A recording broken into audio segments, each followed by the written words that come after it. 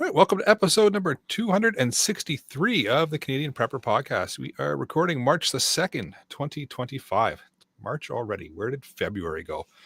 My name's Eric, Right. host of the show, based in Southern Ontario, hunter, target shooter, ham radio operator, and computer geek. First responder, witnessed an over-reliance on emergency services during major events and started a small preparedness company to help people get better prepared for at least 72 hours, if not longer.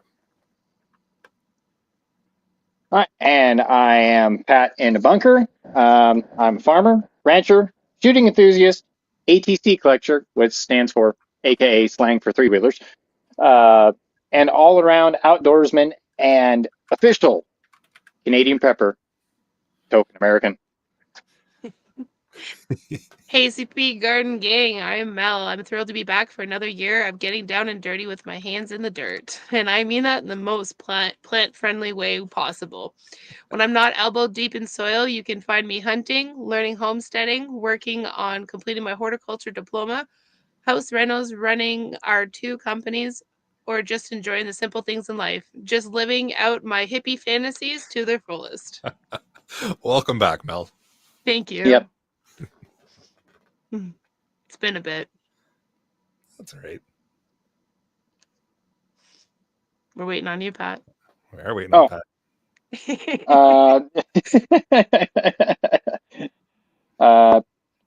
You want to help support the show? Buy some swag. We have both Canadian Prepper Podcast t-shirts and tactical Velcro patch, and at www.prepperpodcast.ca. All the proceeds help cover our pod.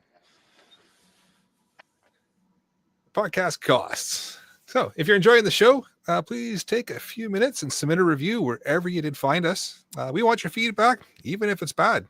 We also invite you to reach out and tell us about something you learned this week.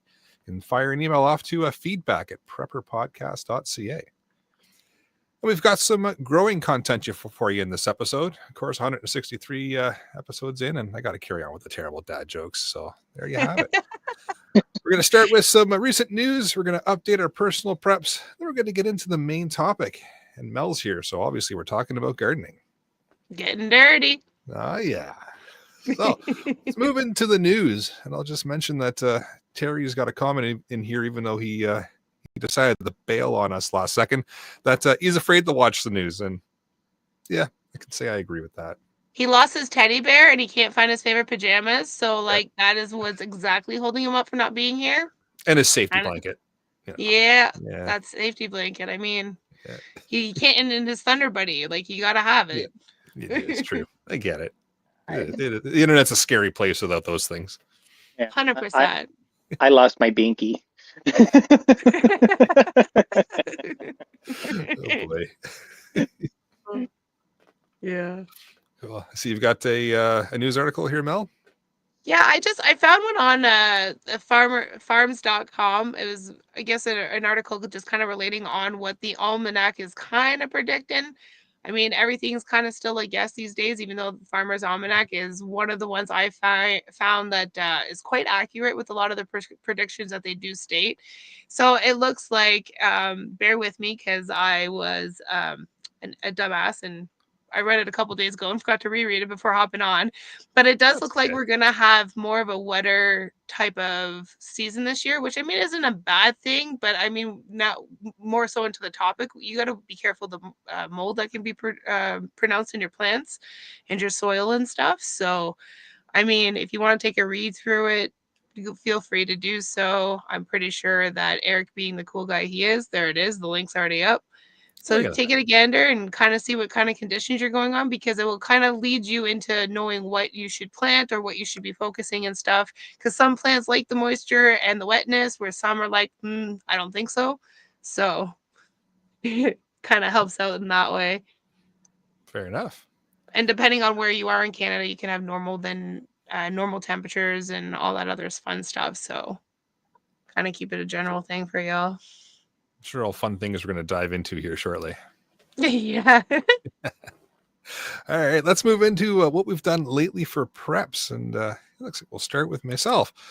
So played around with this little guy. Yes, I know, shocking, a new handheld radio. It's the VGC VRN76, so it does all kinds of fun nerd radio things. So like APRS, I can do a WinLink on it over VHF and hook it up to my cell phone and all that kind of fun stuff. So yeah, nerded out a little bit with it. I know that's shocking to everybody listening. I normally don't do radio things. Not with and then, you. yeah, I know, right? And then jump back on the fitness train. Finally realized that I gotta pick up my my socks and throw some weights around again and get back on the treadmill. So Pick up walked into weights. the local gym here, and I know, right?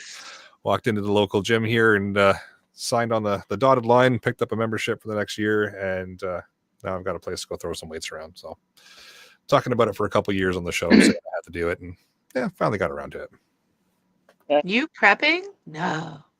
Weird. Yeah. Oh, right. Never doesn't happen. Right. To be fair. Well, oh yeah, to be fair.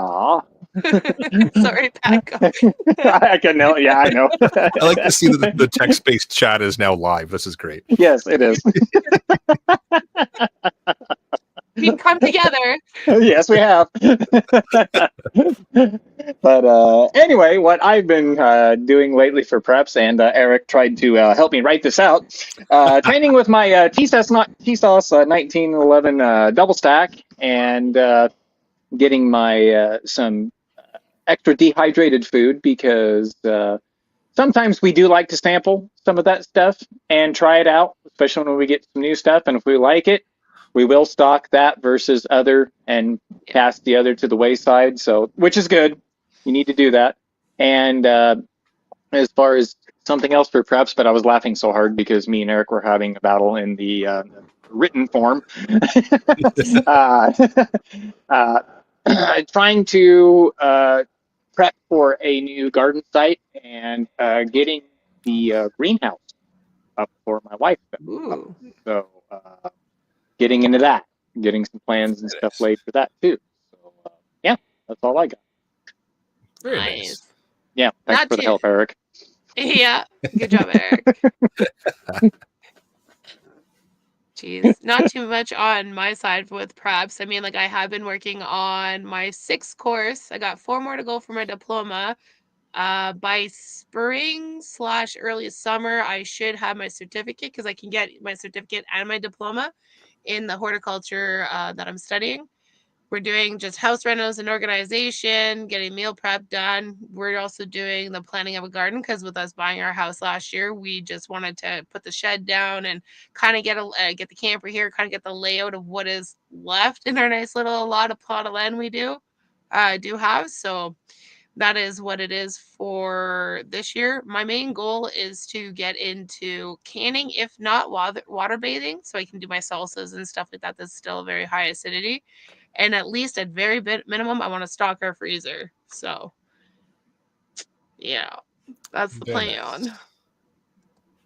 Very nice. Yes, sir.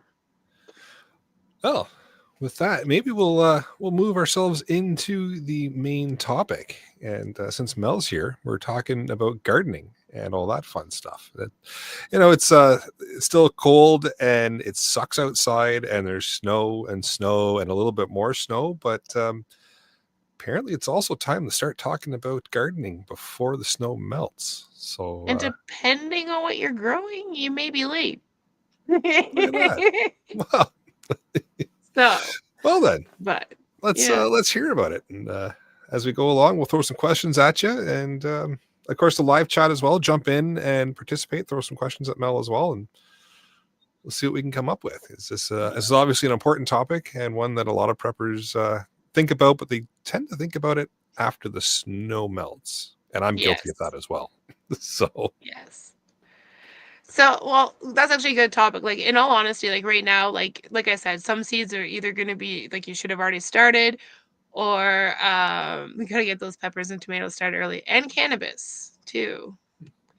Anyways, but yeah, so like you should start thinking of like what seeds you're going to start, and you should look out on how they need to be germinated, because like sometimes they need to be sowed in the cold before they actually get into their growth season, or their vegetable and into flower, because they need that cold to be able to like jumpstart them, or some of the seeds like the humidity.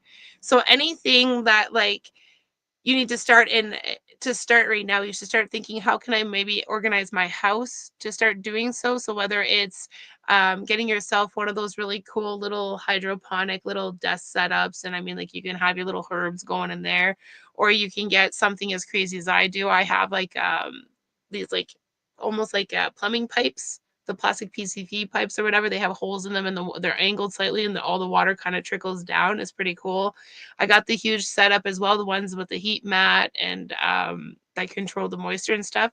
So it like, sit down, figure out what seeds you want to grow, look at how they're supposed to be like sowed, and then go from there on that aspect of things. So if you're looking at wanting to plant, let's say, peppers or tomatoes or whatever, it is honestly like, they need the heat to start going. They don't need to go through a cold spell to get going. So go get yourself one of those little Mackenzie makes them. I hate like name dropping because sometimes I don't really like the compounds within the company, but Mackenzie makes them, or what's the other company? I don't remember. But you can get the little trays, and within the trays you can buy the little moss pods, and you can plant them in there, and you can get yourself started. You can do the old trick of toilet paper rolls, and fill them up with soil as well, and then just put them in like a tray, or even like almost like a basin type of thing, and you can, throw your lamp over it and let her go. If you got amazing windows with sunlight coming through them, it's another idea. But just keep in mind that depending on what kind of glass you got, the sunlight coming through your window could be actually broken down, so you're not getting the full benefit of your plant, where you may need a light as a substitute, as a backing as well. So you really want to start there, because then when you go to move everything outside, you already have your plan for your garden, and you know where you're going to plant stuff, because you know how the sun will travel through your property. And that is another thing that you want to start to think of as well when you're planting. Like, do I have enough sunlight? Is this enough moisture on this section of my lot, or like that type of thing? So I definitely would suggest that sit down, figure out what your family likes to eat. Like for us this year, we'll be starting with peas, beans. What else did we say? Carrots. And I think potatoes will be like the first things that we start off with growing to get started, because we do eat an abundance of that here in our house. So that would be, and my cannabis, of course, because I am a medical cannabis license holder, so I can grow. So with that, those will be my main focuses. So well, that's a good point. I think a lot of people forget about the fact that sunlight coming through just the window might not be everything that your plants need, right? You just assume the sunlight comes in the window, it's the same as it being outside, but no, there's a lot of reflection and refraction going on there that's taking some of the good stuff out of the sun that your plants need. So it's a great point. And I also see in the live chat a lot of people kind of commenting about the cannabis, and it's legal here in Canada. So yeah. Canadian podcast, and then it is what it is. And right? even So, if it wasn't now in Canada, I hold the medical license, and I have the medical that as well. license to grow. And in all honesty, it is one of my focuses in my horticultural diploma as well. So, I mean,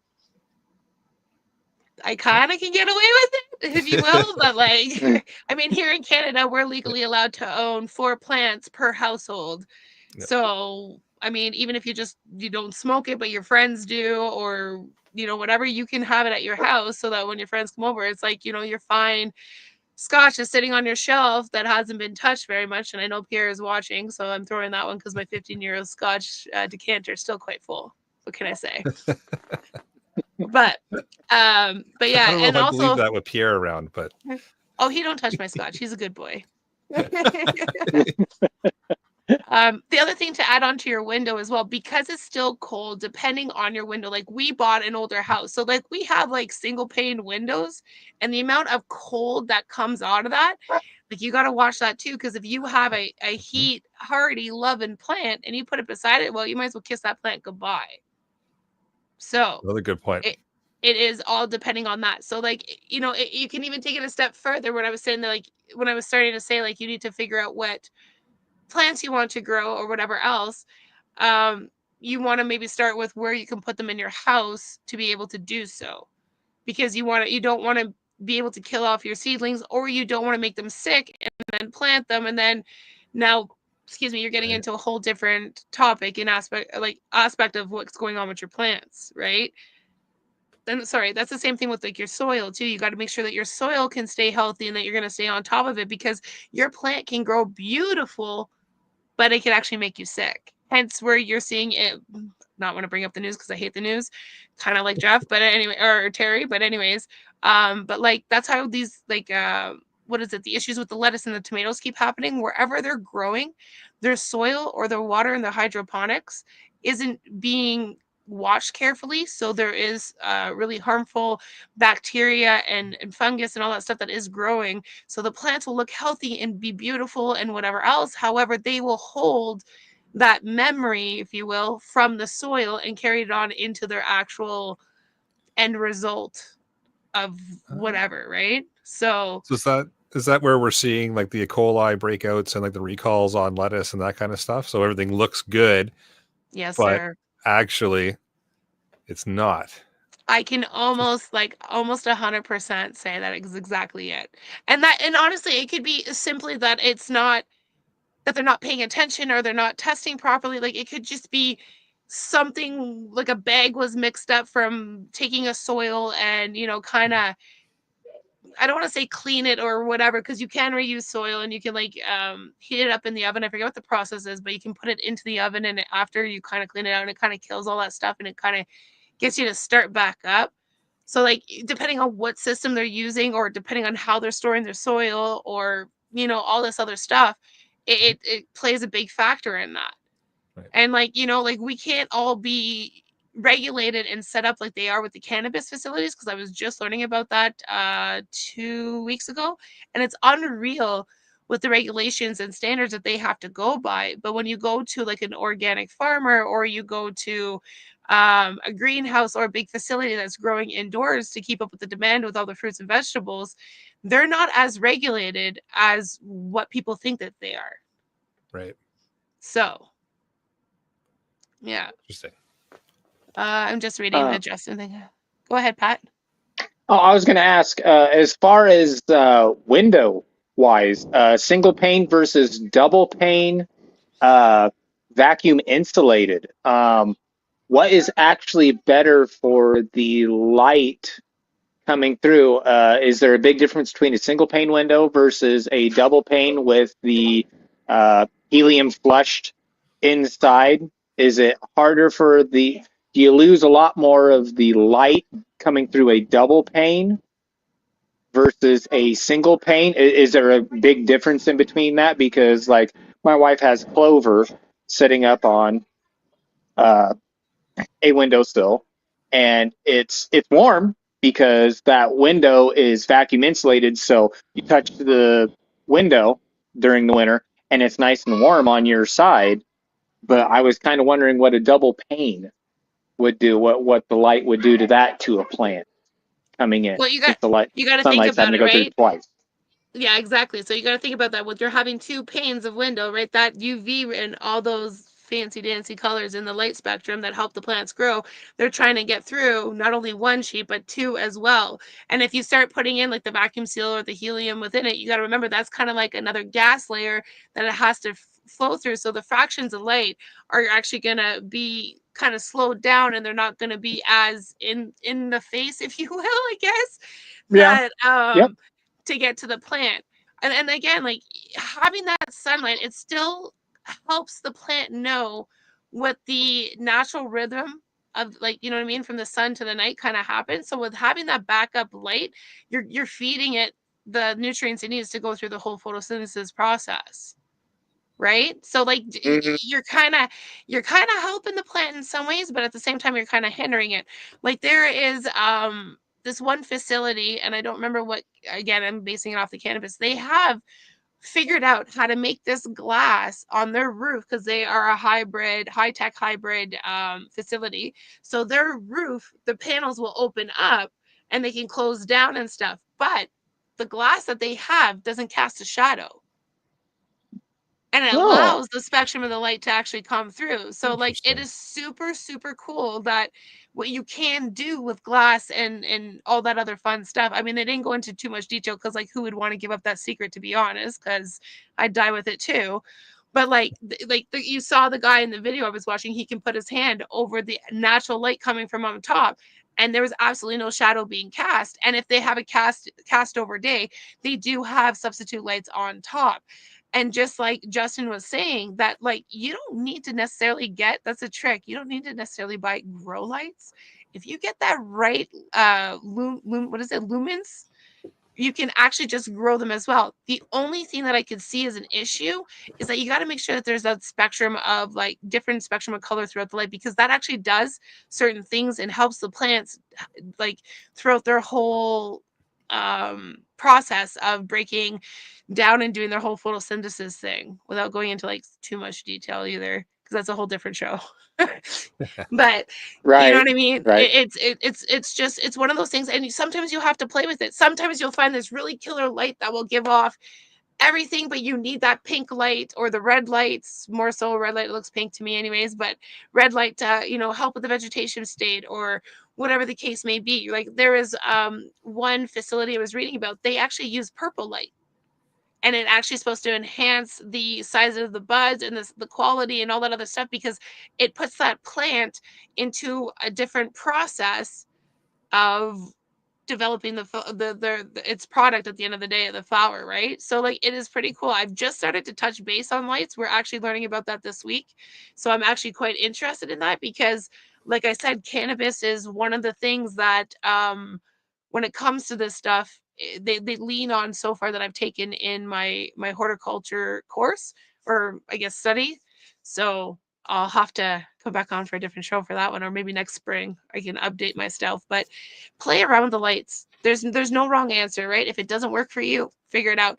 And putting your lights on a 4-foot shelf, we used to do that too. When our place that we rented, we'd have 2 shelves by our TV, and I had Pierre run lights under one of them so that I could have the lights for underneath to help me start. At the end of the show, email me, Justin, and I will pass you a link, because even though it's here in Canada, they take people in the States as well. If I'm not mistaken, I think you're in the States. But like, he is. there you go. But like again, I don't want to stick too much on the lights, because like I know we're already 9:25, and that's pretty much what we've talked about. So I do apologize. But when you're what? So that's okay. No, We're going to you're scroll fine. off on the things for sure. It's no problem. Yeah. It's pretty standard on the show here to scroll off on the topics, so no big deal at all. Squirrel. 100%. Yeah, 100%. Shiny object. But like soils too, like experiment with your soil. Like you can talk to one horticulturist or one really good gardener or a basic gardener that they use different things. Like I was talking about earlier, like in those trays, they have the little peat moss like cups. I find if you go and you transplant your little seedling into your garden with that mesh over top, your plant's gonna die. That's my experience. Because it's like when their roots are trying to push out, whether it's a tap root or an actual root that spreads out, they're pushing through that metal or plastic or something, and like it's almost like they suffocate and they get root rot and they die. So what I've always found is I always pinch that off, and I sorry, Pete's Lost in the Woods caught my name before his comment did. But anyways, I always peel that off so that it doesn't give that circulation effect.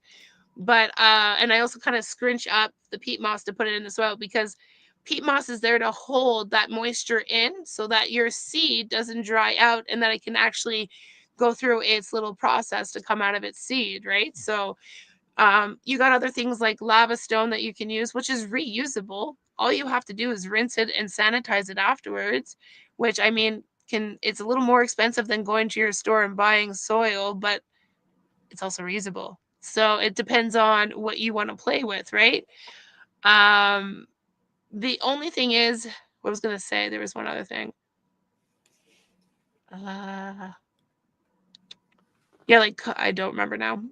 But yeah, like things like coconut. Oh, that's the thing. I am, and this company better not come after me. So I do appreciate, like, it's my opinion. I don't play around with Miracle-Gro. I find it's overrated. I find, yes, they kind of got some going on for them, but it's not. I find it's not a healthy soil. I find that it's overly done, and it grows your stuff like shit. 100%. Your food tastes like crap. Things taste like crap. They grow horribly. If you can, stay away from it. I think it's Promex. It's in a big white bag. This is why I had 2 people that were supposed to come on today, so I was kind of hoping that Jeff would be on, because like he sells all that stuff and like that he's very knowledgeable in it. But I go in and buy his big ass bag of Promex, and like this stuff is so shoved in there that when you add your water, it fluffs all out, and like it's beautiful stuff. There's also something around here, our local sand dirt place. They provide something called a triple P mix. So it's like all that nice, rich, fluffy soil that's full of all that beneficial nutrients and microbes and all that good bacteria and stuff that really help your plants go to. So if you're going to start beautiful outdoor, Pete. right? So like if you want to start your new garden, go dig it up, go rototill it, go put all your leaves and your scraps and all that stuff. Well, not scrap food, but like, you know what I mean? Like your garden trimmings, your leaves from the spring, go put that all in there, go rototill it, and then put a nice layer of that right on top and start your garden. And every year or every 2 years, just kind of add to that, because then all you're going to do is start feeding that soil and that location, that healthy stuff. And eventually your soil is just going to remodel itself, right? Like it's going to make its own little ecosystem or environment in that section. So, yeah. Yeah, I'll agree with you on that, Mel. If you can, stay away from the Miracle-Gro and go all natural. I mean, if you can find a cattle place or some place that has fertilizer that you can do a nice mix of dirt, and you can burn soil. You can. I'll tell you a story. You can burn soil if you overload it with fertilizer from cattle and stuff. You can burn it. Trust me. Ask me how I know. I've killed a garden. And that's where too, as you're planning for this year's season, as much as it's going to sound funny, you might want to plan for the next 2 or 3, because crop rotation is a real thing. Right? Like you're legit, we're watching it, especially with us. Like we live in a farming community. What do they rotate through? Soya, corn, and hay, or whatever, right? Mm-hmm. So like you're not feeding your fields back the nutrients that like we were once doing way before then, and we're not having our animals kind of free range on all the property, because it's all sectioned out to being certain different things, and it's more so about crop rotation than it is making it one big ecosystem. So if you can actually use your garden for you, like work for you, that's even better, because that kind of makes it easier and allows you to be a little bit more lazier. So like Pat was saying, keep it all natural and stuff. That's where, but keep your fucking sorry, now you have to hit the explicit button, but keep your banana peels, and make yourself a banana tea. 27:51. not as quick as Pierre, but it still happened. Yep. Yeah, and I was actually doing pretty good.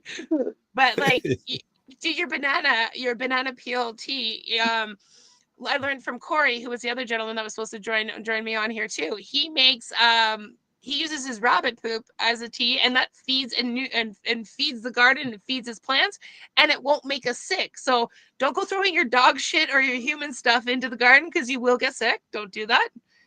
But definitely you want to just look at what you can go online and you can look at simple soil tests. Basically, it's you take a mason jar, you put some soil in there, you give it a good shake, and you watch how all the settlement settles. And then you watch what kind of settlement is settled in different layers, and you can tell almost what's in there. So if you got like a loomy or a clay or a sand or silt, like you'll be able to see all that, and you'll be able to adjust accordingly. So, it all kind of plays into a big thing. So like keeping it natural is a really good thing. Like your coffee grounds, your cinnamon, diatomaceous earth, like, there's so much stuff. And then one of the other key things that I absolutely love, and a lot of people don't look into, companion planting. Oh. I will say it over and over again. Companion planting. When you go out to the woods, the trees don't separate themselves because, one's an oak and one's an evergreen, right? Like they're all growing together. They all make this beautiful ecosystem, and it all kind of works together. And then in between all these trees, you got different little plants, and you got herbs and all that other stuff, and they're all working together. You even got the mushrooms out there intertwining with each other and sending communications across the board as well. So that you want to, exactly, the Three Sisters is a prime example. Your corn, your peas, and your, like, say, pumpkin. Like, you want to grow, and you can even go a step further than that. You can also see what kind of herbs will deteriorate certain, like, aphids, for example, or what's the squash beetle that I always fight with every year? I think it's a stink bug or something. With me, with anything like pumpkin, squash, that type of stuff, I always get those same beetles, and like it drains and like all the nutrients right out of your plant. Like, but there's other things that you can legitimately pair it up with. You know, dill, lavender, what's the other ones I've used? Like, there's so many. So your garden may look like it's a wild garden, but it's all playing together and it's all working together. And if you find like your soil is too compact, okay, so go research stone, or go and put some wood shavings or stuff, make it more fluffy and loose, right, to allow everything to start being able to move through freely.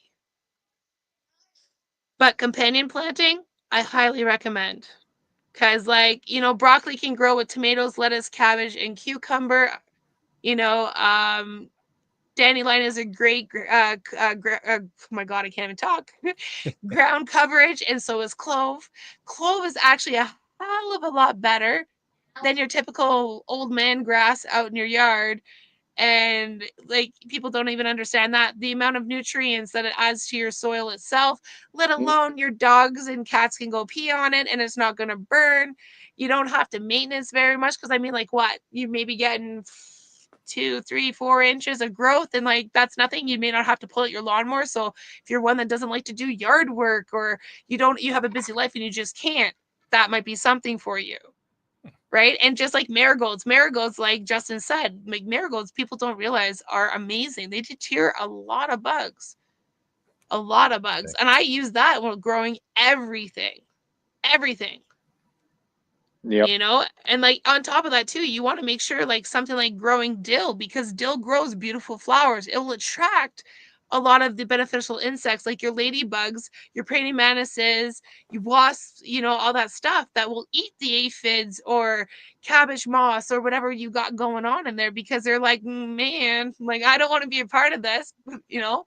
So if you can make everything work together, it is awesome. And you want to have more or less, no, not more or less, you want to have less of the artificial stuff going in there. Because remember, at the end of the day, you guys, you're eating it, you're making teas from it, you're smoking it, like, you're putting it on your body if you're making any type of salves or lotions or any of that type of stuff.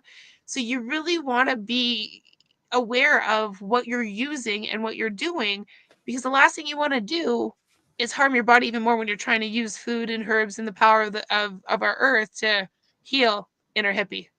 It's gonna happen. There it is. Yep. Yeah, And it's full circle. 100%. I wanted to tell Mel something real quick. The dangers of not rotating. I ran into this here. What was it when I first started? Me and my mom had a humongo garden. Potatoes.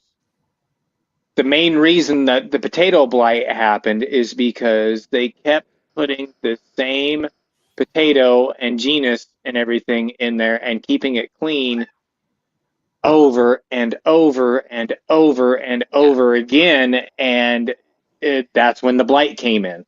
And I found that out the hard way here about 6, 7 years ago. I planted potatoes 2 times, same spot, not a problem. Third time, blight came in and just wiped the whole crop out. And about the only way there's only about 2 ways that I've found that you can kill that. The blight in the soil is either put a different plant in it and let it decay over the winter to get rid of that and till it back up. Or if you don't have any other spot to put potatoes in, you can put a touch of bleach in with the water and completely nuke the blight out of it. But you have to be really careful with that bleach, because if you overdo it, and there's a formula and stuff out there, because it takes just a teeny tiny bit of bleach, and which doesn't hurt the soil or anything, but just nukes the blight. So Yeah, you got to go in crop rotation. You can't just keep planting the same thing over and over and over again, because it eventually it catches up with you. Something moves in and it wipes that plant out, and you're just done. It kills that garden. Well, like for example, like your asparagus. Once you plant your asparagus, you can't just turn around and dig that up. Like it's staying where it's at, and it takes 5 to 7 years to grow. To get good hardy like bushels coming through and stuff like that. So like, yeah, you got to watch out, right? The only good thing is that some of the misfortunes with some of your crops, like with corn, it grows this fungus on it, and I don't remember the name. I'm sorry, guys. I'm really failing at being the horticulturist that I claim I am. But this fungus is actually medicinal that you can use, right? And people are going to look at it and be like, "Oh my God, that's a fungus that grows on a plant." Well, I mean, you eat mushrooms too, and there's really good beneficial effects on mushrooms, right? So yeah, and I know which one you're talking about, and I'm having a total brain fart because I raise corn. Yeah, like it's on the tip of my tongue too. Like I forget what it is, but like yeah, you don't remember how I told you earlier. We were saying earlier, like with your soil is just as important. Your soil health, sorry, is just as important Yes. as your crop is, because that is like your foundation, right? You go to build a house, you're going to build a crappy foundation. Well, what's going to happen to your house? It's the same thing. You build a crappy foundation, your plants aren't going to grow. And that's why, like, even if like you're growing potatoes, okay, cool, we'll throw some companion plants in there to help support the soil that helps support the potatoes, and then you will be able to push maybe that same area off a couple of more years than you typically would. But again, watch your soil. Your soil will be the first thing that tells you. The pests that come around will be the first thing that indicates what's going on as well, right? So I mean, it all plays into a fact. Yeah. It's pretty cool once you break into the world of gardening and like you start dipping your hands into it. Like it's unbelievable. When we bought the house, they had a screened in porch thing that Brad and Pierre helped me turn into a greenhouse. So I'm excited to start using that because I wanted it as like a seedling area. So there's nice. Really high, thick plastic, whatever. It's not greenhouse material, but I mean, it'll do it because it gets hot as crap in that little shed thing. So, but a little sweaty. Yeah. Sweaty. Yeah, a little sweaty. They locked me in there too. I'm like, I'll just cut a hole because it's getting hot in here. But whatever. But eventually, what I would like to do is try to incorporate like a pond with some fish, tilapia fish, and there was one other fish that's actually a little bit cleaner and better than tilapia, and I don't remember it. But like having a mixture of that helps water the garden, and then that's kind of filtered back in, and then helps with the fish and all that other stuff. I want to grow. Scott, you are the second person that has ever told me about Jerusalem artichokes. So like my like something in my head, my horticulture is so tickled fantasy. I got offered to pick some up. So I heard that they spread like crazy. They like just do their own thing. So I don't know too much about them. I haven't had my hands on them, but like what you've been saying is like the information that I was told about, and I'm excited to get my hands into them and try them out as well. So, I mean, if they're very that low maintenance, just like you, I might just tuck them in the back corner of my property too. So, but I don't know. So, worst case scenario, to start off, watch your backyard, follow the sun, see where it sits, and then when you start doing your planning of your garden, then look around your house and go, what can I start with? Because some things, depending on their growth season, they may not need as much time. Let's say they have a month growth cycle. Well, if you end up, let's say by usually, knock on wood, May 2-4 long weekend is typically when like it's go time to plant. You by then you'll be able to know and dictate what you can plant. And like worst case scenario, let's say the variety of plant you're choosing a month. Well, okay, May long weekend. If you planted in June, you still have July and August, some September, some into October, depending on how cold your plant can take up, right? Like, what is it? Kale, or is it spinach? Kale, I think it is. It's a cold crop. It likes being out in the cold.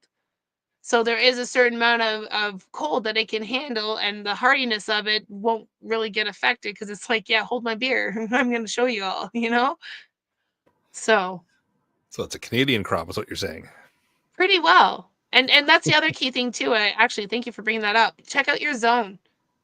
The good old government of Canada, and I'm pretty sure the US too, has made up those fancy maps that tell Yep. you, I think I'm zone 7B. So follow that. And anything that if it has, let's say we have the proper climate for it, however, the growth cycle is not long enough, just make it to where you can pull it into your house to finish off. So like the same area that you're using in the spring, can you reuse it to pull something else in? Because trust me, if I had it my way, I'd have like pineapple trees and banana trees and like all this fancy stuff, right? Right. That's a really good point, though. Everybody thinks about starting the plants off in the spring inside and starting them to grow and get them started and then taking them outside. Very rarely do you hear people talk about bringing the plants back in once things start to get a little bit cooled off and continue the growing season that way. That's actually a really good point. Do it in reverse. You don't just have to do it one way. Exactly. And like that was my oh my god, tripping over my words. Where we were renting, we had enough area to like I made our living room into like a jungle because I had strawberries growing inside, I had lettuce growing inside and all this other stuff because even though it's nice and dandy to have a greenhouse, if you don't have that greenhouse being able to function again on you guys' topic, if everything shuts down, it's fine and dandy to have a greenhouse that can be warmed up and you can open up the windows and stuff like that when it needs airflow and whatever else. But during the winter, then what? Right? Like if you got a whole thing built in there, and like I don't know if any of you guys have taken the time to take a look at some people's greenhouses, but the extravagancy that these greenhouses can get is unbelievable. Right? Like there's some guys. It's nuts. I think he's in Ontario, but there is a gentleman in Canada who has a greenhouse and actually grows his own damn bananas in his greenhouse. No way. And he's growing them in a pot. Huh. So like, wow. I came across it on TikTok like quite a few months ago and I'm like, you are my spirit animal. Because like that's the dream. The dream for me at least, like I know Pierre's into like the prepping and into like the other stuff that we need to do, but it's more like, okay, but what after all that stuff? How can I be the one to be able to sustain all that? So if you can't get bananas, guess what my currency is going to be? If someone hasn't had a banana in like the next like 4 months, well, or a year, they're going to want a banana. Well, guess what my commodity is, right? But you got bananas. Yeah. Thanks, Mel. Now I want banana bread. Only if it's got chocolate chips in it. The best of both worlds. That's right. That is right. Awesome. Jeez. It's the maple buffalo, man, and that's where it's at. Oh yes, yeah. There you go. Buffalo banana bread. There you go. Ah. Yeah. Probably not for me, but no. Jesus. But Gary, there's actually a company I should have cheese on it. I don't want cheese on that either. Ew. There's a company in BC, British Columbia, that actually makes greenhouses suitable for our Canadian winter. Granted, yes, they're built in British Columbia. However, higher you up in the mountains, the worse the winter gets too, right? So they're supposed to be well winterized. They're supposed to be well, insulated, all that stuff as much as they can be for a greenhouse, right? Because like you're potentially building, depending on what model you choose, the whole thing's glass. Or if you get the really special ones or the pretty ones that they got a bunch of rocks and all that other pretty stuff. I think it's like bcgreenhouse.com if I'm not mistaken. While I'm on here, I will double look. But like they because I've been looking for that like from the start of time pretty well. I've been looking for something that I can do all year round and like bring something like bananas. I know it sounds silly, but look what's happening with all the food when we go shopping in the markets. You know, like it's just, to me, it's making me a little uneasy that I don't want to go to a store and have to throw my stuff out, and my family has ended up in the hospital because of whatever. That's a good point. Yeah. Yes, so I was right. It's BC Greenhouse Houses with an S. Yeah, you got it. Okay. Look at that. Yeah. I make a good intern. You do. Good job. So proud of you. Good job, Eric.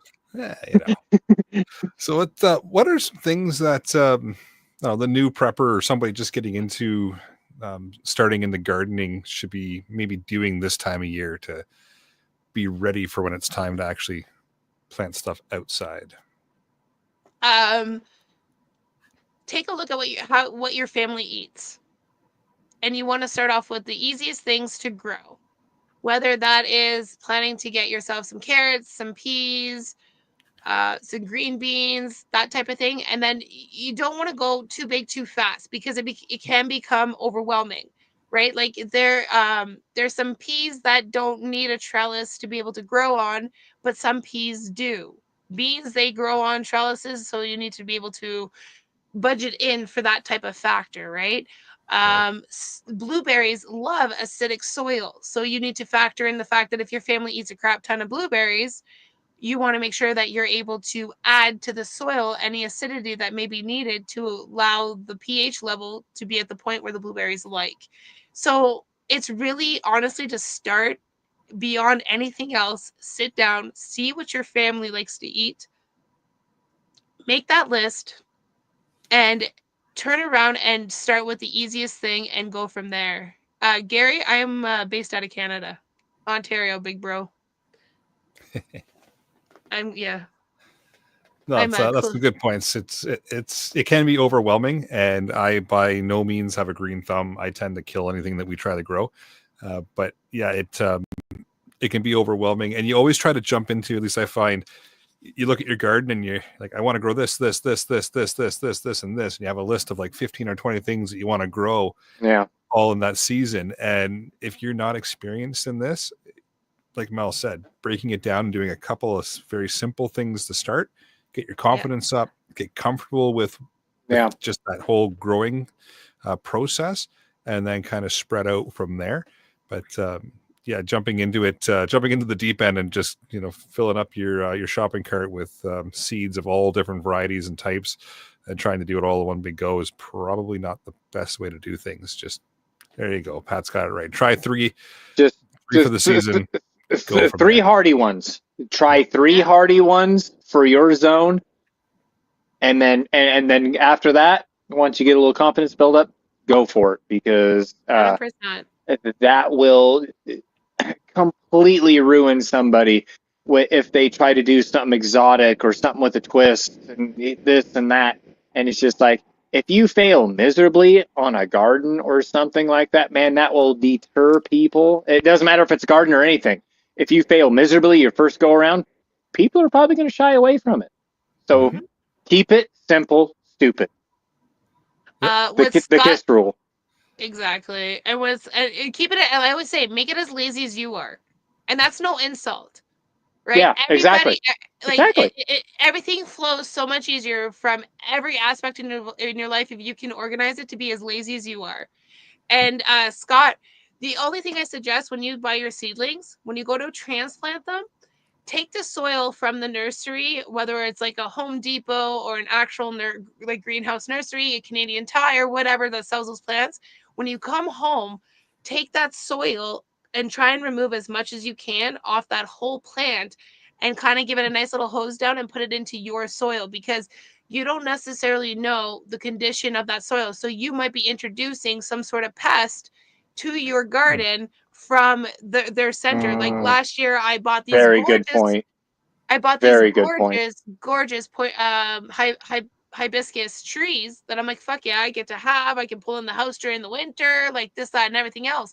Within 2 days, they had spider mites. So I'm like, you ain't coming to my house, because once you introduce spider mites into your house, good luck trying to get them out. So that means your dream of growing your strawberries or any type of garden inside your house ain't going to happen. And same with any plant that may help the filtration of your air in your house. Good luck, because now all it's going to do is infest all those, and it's going to be a whole big pain in your ass to try and run from those little suckers. There's something else I saw here too. Oh, yes, Justin, he wrote, keep in mind when planting a garden, be sure to know how to preserve the crops. Exactly it. Pierre and I have 2 dehydrators. We have a water bather. We're working on getting a canner. Eventually we'll want a freeze dryer as well. We got a big ass freezer that we can put a lot of our stock in. So like it's good. You know what? Even before you start planting a garden, maybe to even look at what Justin suggested as well, because you don't want to end up getting to the final point and then going, what now? And then the other idea that I did have is eventually I'd like to have a little farmer's little cabana thing in front of my house that people can come and, you know, it's like on an honor system. Yep. Like, you know, come buy vegetables or whatever. But like, I'm not going to charge a ridiculous price. I just want to cover my cost of my seeds and my soil, like type of thing, right? So if I walk away with $100 at the end of the year, well, that's $100 towards more seeds and soil for me for the next year. So, That's a good point. But, Sorry, Mel just had a Letterkenny flashback. So, Mel, how you doing over there? Yeah, I love it. Amazing. Sorry, you said the whole cabana out there and everything with the stand and everything, and I was like, yep, Flash. Letterkenny, bring her home. Yep, that's right. Oh, Couldn't help it. Sorry. For Justin, I'm still trying to convince Pierre to let me get some chickens. I've already talked to one of my neighbors, and I told her that I will bribe her with some eggs. I told her, I'm like, I'll try and find like a quiet variety too. I've also been doing some research on ducks. I think it's the Muskoka ducks. They're very clean. They're very like self-sustaining. They lay a bunch of eggs. They're not as loud and noisy. Like, it's just, I don't know. I've been looking into that stuff as well. Produced and energized. Exactly what Pete Lost in the Woods said. It's exactly what it is. Just right in front, and like they can drive by, or if they're walking their dog, they can stop, you know, pull out their little pouch or whatever and get their little vegetables and carry on their way. Yep, that's a good way to set things up. You don't want them walking down the laneway towards the house, but at the end of the driveway is perfectly fine. Yep, exactly. Oh, I didn't know they were actually not ducks. That's pretty cool. See, I'm starting to learn about the birds and stuff like that. So I've just I'm more interested in my own eggs, because every year we get farm fresh eggs, and that's all we eat during the summer. And we try and build up enough stock to make it through the winter, because they can last up to 6 months on your counter. Which when I first heard that, I was like, "Are you kidding me?" So, you know, like it's just, it falls all into that. You know, just how self-sustaining do you want to be? What are you planning on doing? Like, if you're just planning on making a garden to eat it all and give it away to all your friends, then just start that way. But again, just start slow. You know, take it easy. Right. You're going to make mistakes, but learn from them. And it sounds so stupid. I'm going to sound like your goddamn school counselor. Keep a journal. I know it sounds so silly. You know, if you have to, make a thing in your notes like I did, and I'm like kind of cheating off last season's notes for this podcast, but like keep a note thing in your phone if you're going to have it on you 24/7. Again, make it as lazy as you are, so that it flows so simple, but start off easy. Like, I know someone on here suggested, I guess they suggested, where is it, that one? Justin recommended to start with squash, zucchini, and cucumbers. I mean, I beg to differ, but if that's something that you do, that's on you. I prefer to do like the beans, the lettuces, the peas, onions weren't that, or well, more so chives, because depending on what breed of onions, I always let it go 2 years and then I eat them. But like, it's all in something simple. Just look at just keep it simple. I'm trying to add to it, but it's just that. Just keep it simple. Down in our zone, those work extremely well. Those are pretty hardy plants down down this way. So the zucchini, the squash, it does work pretty good down this way. Mel, just to let you know. And that cycles it back into knowing your zone, knowing your area, and doing some research and figuring out what works best in your area and your growing zone. Because if you don't do that initial research first, then you run into things where you're going to try and grow something that's not going to do well in your area, and you're going to get super frustrated with it and go, what am I doing wrong? You're not doing anything wrong. You just haven't done the initial research. And like Mela said, just keep it simple. Start out small and expand from there. This isn't a go out and plant the apocalypse garden right now. Yeah. You have to work on the apocalypse garden over time, right? And because trust me, when I have it my way, it's going to be like a whole Victorian garden type of theme across my whole backyard. Pierre keeps rolling his eyes at me. I told him, I said, listen, we're going to when you step in our backyard, you're going to be like, where are we? We're not in our little town anymore. That's exactly what it's going to be. Sounds glorious. Yeah. But like I said, it's all an experiment. Try it out. But keep in mind too, sorry, I was trying to lead myself back into what I was thinking about when you were talking. There is some plants that once you plant them, you cannot move them because you may kill them. And that's just how much of a picky plant they are and they're babies. So just make sure you are researching what you're planting and what you're doing. Write down what type of soil or pH level, all that fancy stuff. Get all what you need, whether it's a pH monitor or figure out how to do the soil test. Like I said, there's all that stuff before you start planting. I know it sounds more intimidating and you're probably rolling your eyes going, oh my God, here we go. 1,200 things before I actually want to do the thing I want to do. But to be successful and to make sure that you don't get sick or harm yourself or anything like that, just do the research. Just take a look at it and do step by step. This year, you may not be able to plant your asparagus, but heck, you got yourself some cucumbers. You got yourself some lettuce. You know what I mean? You're growing the 3 sister combo. You're good to go. Solid advice. Don't be in a rush. Slow her down. 100%. Do your research. Take your time and enjoy it, right? That's the other thing is if you just jump into this in the deep end and stress yourself out, like Pat had made mention to, then you don't want to do it again. And it's not fun and it's not enjoyable.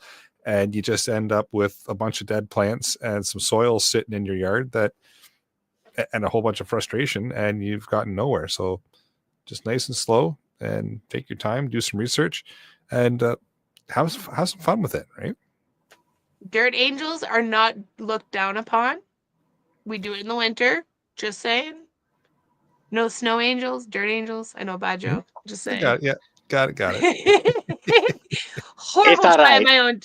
It's okay. It's all right. Yeah. It was a terrible dad jokes, and those are welcome here. So I was just picking up after you, Eric. That's all. I like it. But if you got any questions, I mean, I'll be telling you my email at the end of this podcast. You've heard Pierre say it a bunch of times too. I might email you and be like, what? Oh, okay, podcast, got you, or just let me know it's from the podcast and I'll have no problems helping you. Or we can, do the good old banter back and forth to figure out and work something out together and all that stuff. Gary, awesome. Where's the rim shot of sound effect when you need it? Yeah. Any last minute thoughts or comments? No, just like we said, and we've been saying it over again, like you just said a bunch of times, have fun, experiment, write your journal, take one plant at a time if you need to.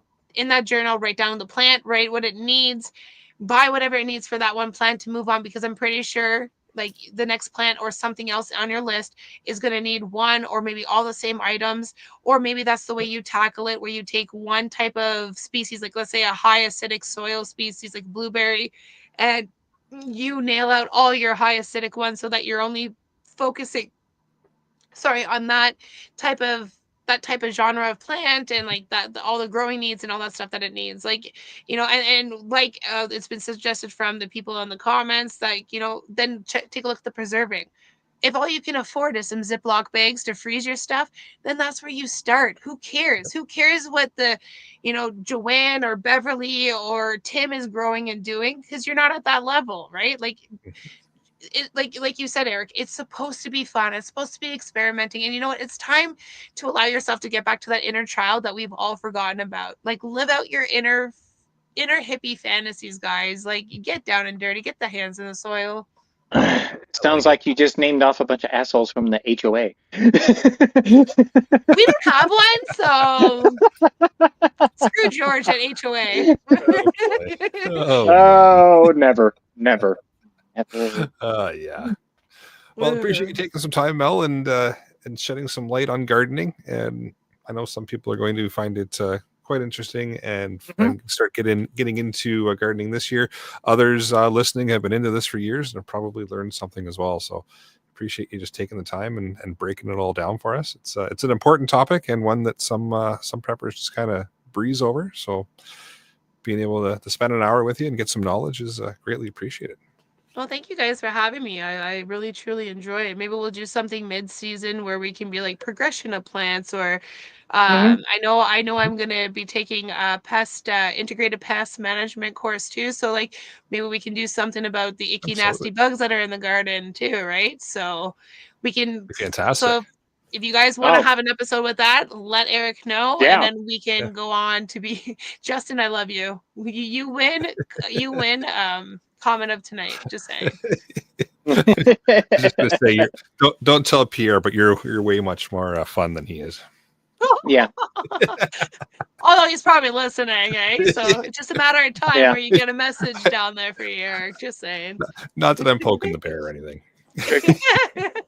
You're fired, Pierre. You're fired. Yeah, well, he's the one that put my name up on here too. So like, it's not even. I didn't even provoke any of this. For those listening to the podcast and not watching the live stream, the name is Pierre, and then in brackets, but girl version. So, yep, it's awesome. All right, well, with that, we'll move into the podcast challenge, and I know this one will be shocking, but the challenge for this episode is just start your garden plans. So figure out what you want to do. It doesn't feel really like this is the time of year to do that, but it is. According to Mel. So I got to start too, because I'm looking outside going, it's snowy and gross and cold. I'm not thinking garden. So switch your mindset. That's the podcast challenge. Start getting into your garden plans and getting everything ready. Yep. Upcoming events. The Preppers Meet, or the Preppers Week 2025 is coming up July 7th to the 13th at the Slovenian Hunters and Anglers Club in Alliston, Ontario. It's going to be great. It always is. Early bird tickets are currently available for limited time, so check out preppersmeet.com and grab your tickets while they are available and a little bit discounted. So you're not going to want to miss it, because if it's anything like I heard from last year, it was like, I'm peeved off that I missed it. So don't miss it. You have to make up for it and make it out this year. Yeah. That's a fantastic event. At this point, we normally do Jeff's weather blurb, but he decided to bail on us as well this week. He's probably heading out to help Terry with his broken down Ford or something. But according to him, there's no weather. So, I mean, you guys are all good. Start your gardens. You can be out in your bikinis tomorrow. Like, apparently, yeah. He didn't even leave us any notes. No, he didn't. It's just a little white space here. That could also mean there's going to be a giant snowstorm. What are you trying to tell us, Jeff? Yeah, this is such a mystery. All right. Either of you have the shout out in here, or was that? Oh yeah, that was me. I know it's not gardening related, but a good friend of mine from the States that I think everybody could learn from is John Petrolino, Decoding Firearms.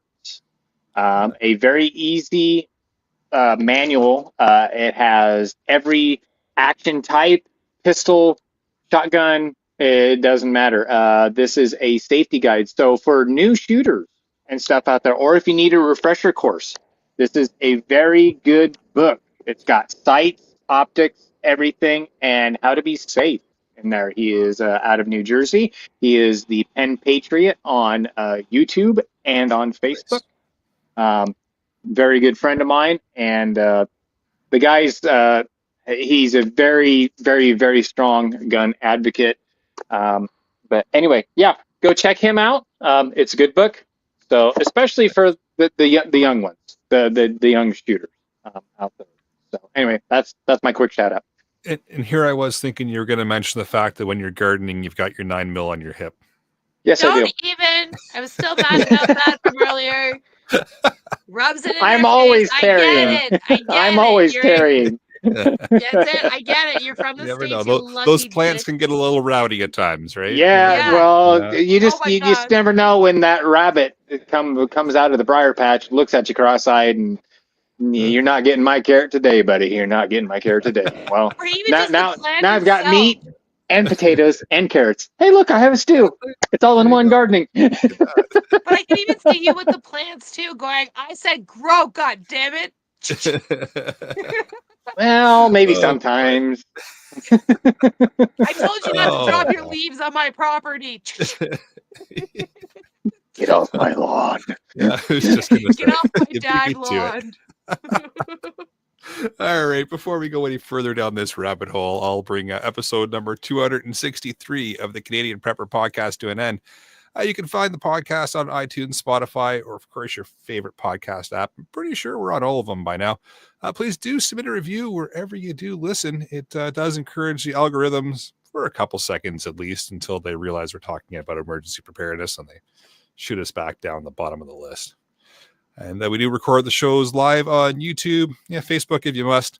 If you want an early peek at the shows, please subscribe to the YouTube channel. It's the Canadian Prepper Podcast. Click the notifications tab, and that'll give you an alert when we're going live. And Pat, where can everybody get you? All right. Well, you can find me on YouTube at Pat in the Bunker, same as it's spelled right there at the bottom right there, or on Facebook at Pat Hirsch. Or you can find, or if you need to get a hold of me for any reason, any questions, comments, or you just want to tell me that you hate my guts, it's cruisin165@gmail.com. Dear You Pat, enjoy fan I mail. hate I see your guts. fan mail, eh, Pat? Fan mail. To be fair. To be fair, I hate his All right, guts. You can reach me or Pierre. I know he's not on tonight, but like you can reach us at offthewallcustomizing.com or gmail.com. If you need any merch made as well, we do that. We do laser engraving. We also do heat transfer t-shirts and merch and stuff as well, besides my gardening thing. Again, if you have any questions, just let me know. Like put it in there for Mel gardening or something, and we can touch base and go from there. Awesome. You can check out Rapid Survival at rapidsurvival.com and get me there on the live chat. Or you can email feedback at prepperpodcast.ca. Well, thanks for joining us. Until next time, be prepared, stay safe. And keep learning.